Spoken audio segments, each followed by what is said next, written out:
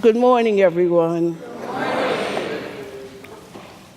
I wish to thank my beloved pastor, friend, colleague, Reverend Jackie Lewis, for the opportunity to gather this morning with you as a congregation and as a beloved community to celebrate our common connections as we move from the wilderness to a mountaintop consciousness. We gather also to deepen our theological and social thinking about the way the opiates of empire captivate our inner and our outer lives. We are here this morning to do the deep scaling of making a connection between what we say we believe on the inside and to think about how we might live it on the outside. And we understand from the lesson this morning that these opiates are materialism, power, and yes, God envy. And yes, God envy, the desire to dominate and control creation and other human beings. These are spiritually malformed and socially perverse universal impulses that go all the way back to Adam and Eve's spiritual struggle in the garden, where they gave in to their hunger to be as powerful as God, thereby moving from being children and creations of God to become competitors with God. It is also a lesson about idolatry. The lesson reminds us that systemic oppression and those people who are the guardians of systemic oppression, such as whiteness, misogynists, want us to bow down at the altar of whiteness and maleness and patriarchy and heterosexism. And we're left to ponder the question this morning, and it's really a deep question that has not been answered yet, but yet we must ponder the question: if we possess in us the original consciousness of God, then how does that consciousness become perverted and subverted? How do we move from God consciousness to empire consciousness? In the beginning was God, and God's consciousness was in each of us. And so the question is, how do we move from that authentic state to the inauthentic state of an empire consciousness? This is a universal question that has loomed large, not just with us, but throughout the ages and in peoples and cultures everywhere. We also understand from the lesson this morning that this is, for each of us, there is in each of us a universal hunger to be spiritually whole and complete. Do you hear me, y'all? There's in each of us a spiritual hunger and an impulse to be whole. But yet the society fragments us by separating our inner selves from our outer selves.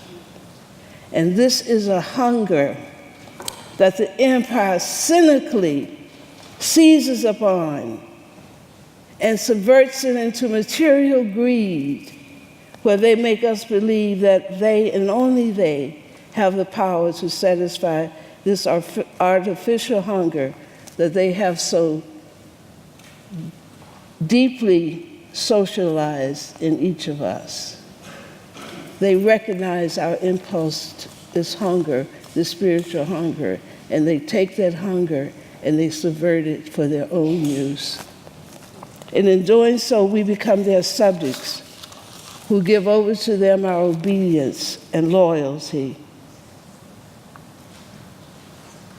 And we believe, as did the Israelites in the desert, that they and not God are our benefactors. We believe that what they offer, rather than the spiritual bread that God offers, represents the good life. It is the materialization of our spiritual hunger. We are struck this morning that our universal struggle as human beings is to move from a wilderness or false consciousness to a mountaintop consciousness that changes how we look at each other, how we understand God, and how we move in creation.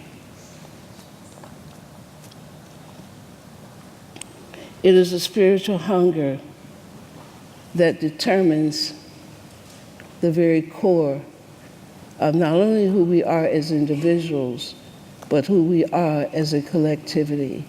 And let's be very clear, we cannot separate who we are as individuals from who the collectivity is.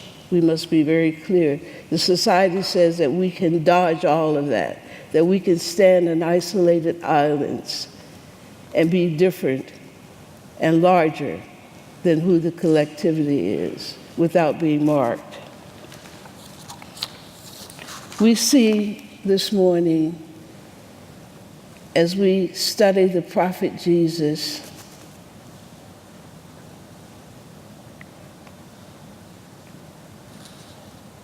that the struggle that Jesus engages in is a struggle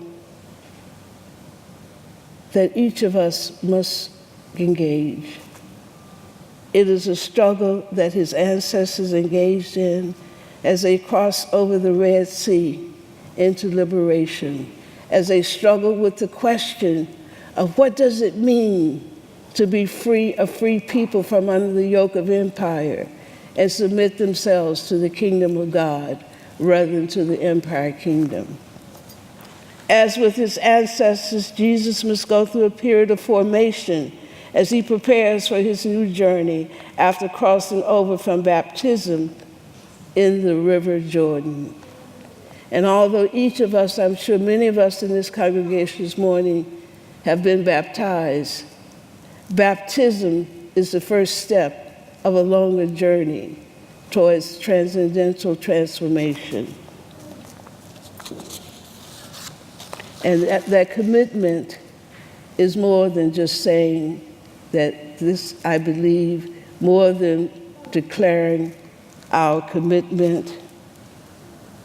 It is a journey, an everyday journey where we must critique not only the world, but we must also look inward and critique ourselves.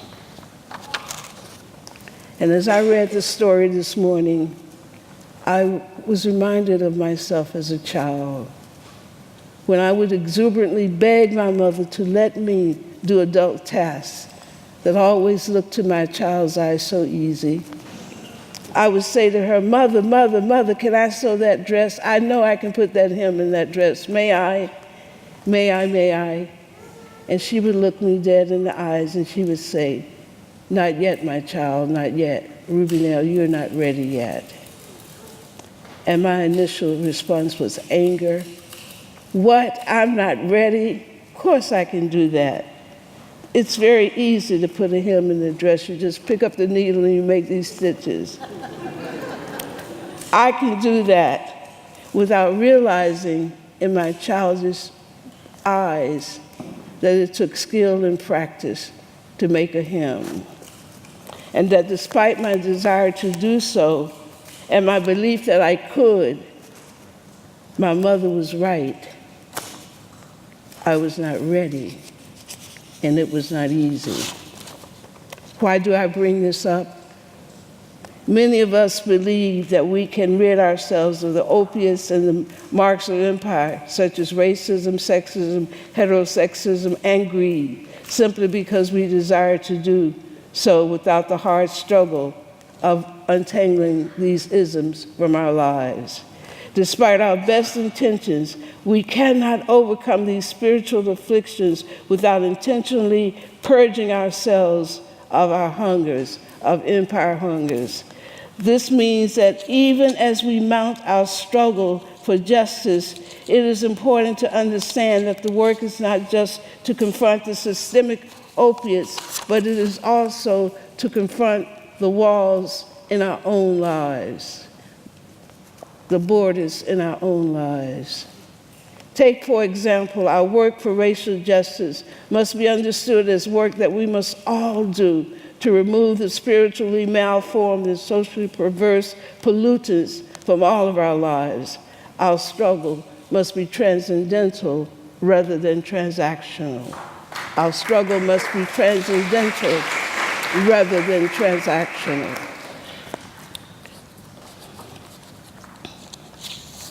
I watched Jesus this morning on the move to a higher consciousness, which is really what Christianity is about. All religions, no matter what the religion is, represent movements towards a higher consciousness. They're really higher consciousness movements. And so when we think about Jesus being in the desert, let's not think about a physical space, but let's think about Jesus wrestling with the contaminated aspects of his inner life to prepare himself to live out his call and to carry out his ministry. And even as he's struggling in this particular moment in his life, struggle is continuous. And as we read the gospel, we see that even as Jesus is moving from one place to the next, what's going on? He's constantly having to confront his own imperfections and his own opiate contaminations, whether it's with the woman with the flow of blood, whether it's with the Syrophoenician woman, whether it's his assumption about prostitutes. He's constantly having to reorder how he sees the world. And it's just not enough to say that he believes, and it's not even enough to declare himself to be the Son of God.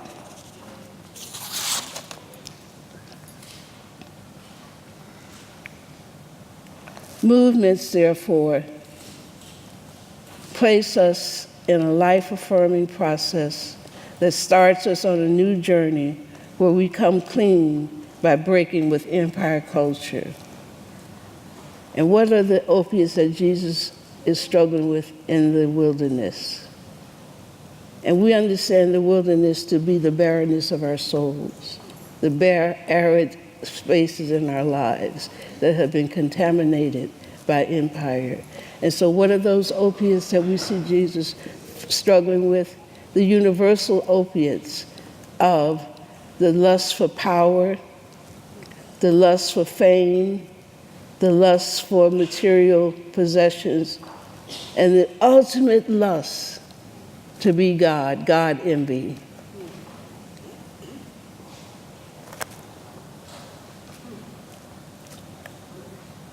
When we struggle with these opiates and engage with these opiates, we're not only building a movement. Movements are not just, to build a movement is not a glib assertion, it's a transcendental movement and struggle. And we're not only building a movement, we're building a counterculture.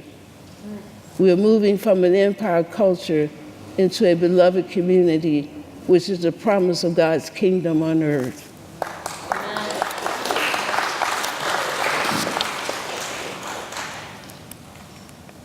Simultaneously, when we make this commitment, we remove from us the burden and the weight of empire, and we move through life with a joyful lightness of being.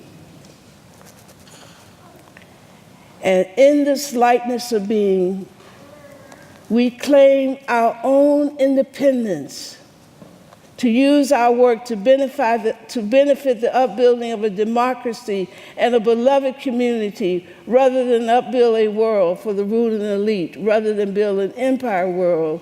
We commit ourselves to the vision of bringing into being God's kingdom on earth. Our first leg of a transcendental journey must begin with recapitulation and confession of the spiritual injury that is in all of us. We must ask the fundamental question, where does it hurt? And what is the source of our pain? And unless we speak this truth with both remorse for the harm that it might have caused us and the harm that we cause others, we will be forever entrapped in a hell of moral nihilism without any pathways towards redemption. But Carter Haywood promises us that God has given each of us the power and the tools to touch our highest capacity for goodness and our highest capacity as human beings. And despite what the empire tells us, we are not small, we are large, we are powerful, and we are meant to be players and co-creators rather than footnotes.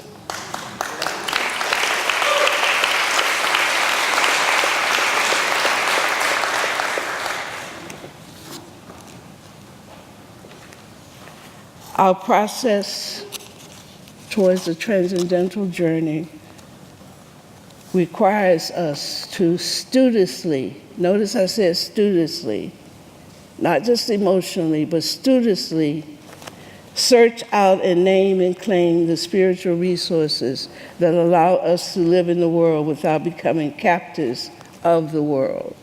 What does it mean to live in the world without becoming captives of the world?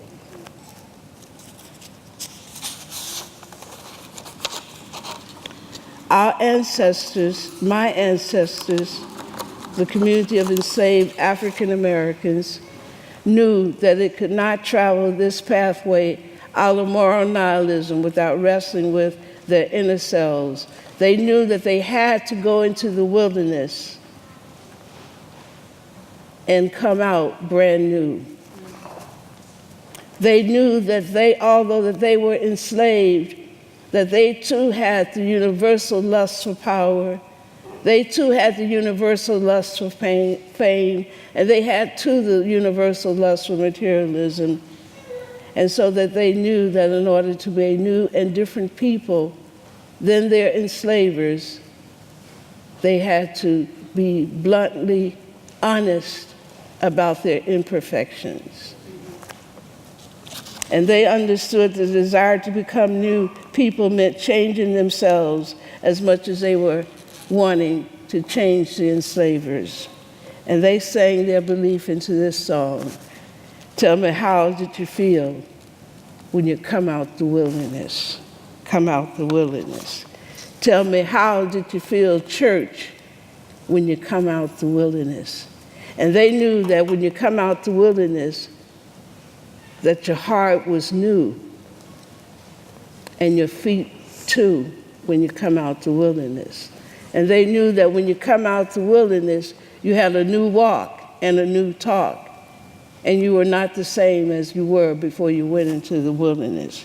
And then they would be, that lightness of being would make them happy, and they would shout to each other, did you tell me, did you feel like shouting when you come out the wilderness? Did you feel like telling everybody when you come out the wilderness? Tell me, how did you feel when you come out the wilderness? Tell me, how did you feel in this new baptism? Did you love everybody when you come out the wilderness? Did you love everybody when you come out the wilderness?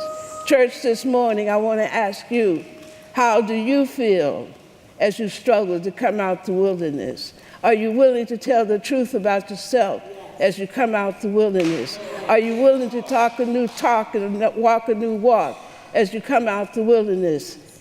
Church, tell me, how do you feel as you struggle to come out of the wilderness? I'm not quite ready to end, but y'all can sing.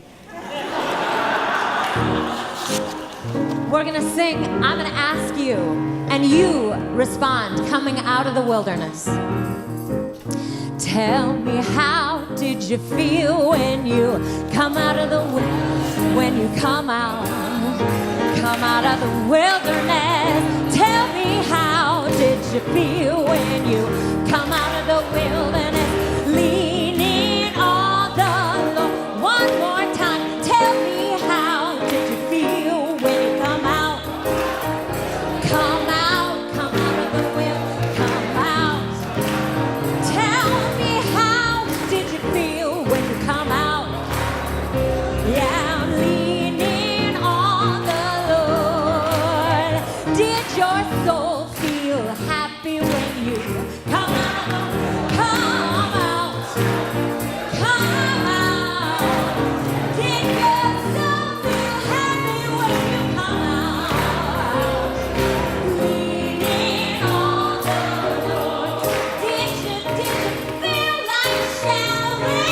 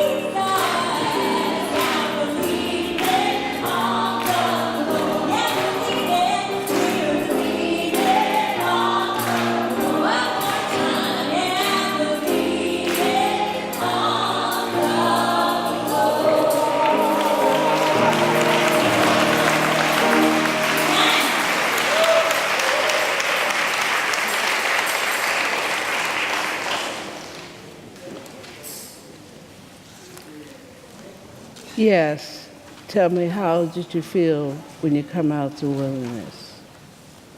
And let me just reiterate as we close this morning that this wilderness that is America, that contaminates America, has existed all the way back to the genocide of Native American peoples, to the enslavement of African Americans, throughout segregation, throughout the prison industrial complex, throughout the incarceration of the Japanese in concentration camps during World War II.